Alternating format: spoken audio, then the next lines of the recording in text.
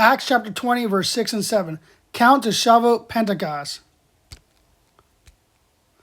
Okay, right up here I have Acts 20, verse 6 and 7. Count to Shavuot, Pentecost.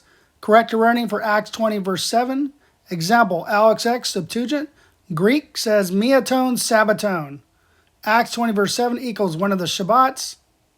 The reason it says one Sabbath, it's the first of 7 Sabbaths counting to Pentecost. First Shabbat lands on month 2, day 2. Here's month 2, day 2. I have Acts 20, verse 7. It says one Shabbat. I have it written here as one Shabbat. Here we go. Second Shabbat, third Shabbat, fourth Shabbat, fifth Shabbat, sixth Shabbat, seventh Shabbat. The following day is the 50th. There you go, Shavuot, Pentecost. All right, let's go over here. I have Acts 20, verse 6.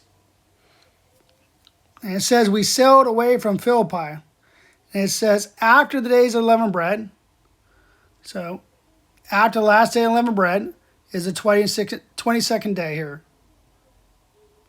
And you see I have it numbered going here.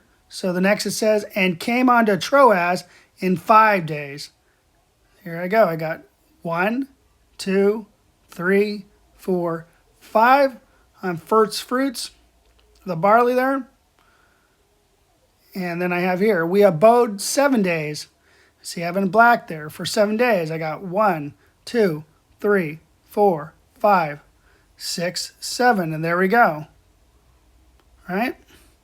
And Acts 20, verse 7 says, upon one of the weekly Sabbaths, when the disciples came together to break bread, Paul preached unto them ready to depart on the morrow and continued his speech until midnight. All right. So there you go. It says, upon one of the weekly Sabbath, and I just counted to show you where it goes. There's your one Shabbat there.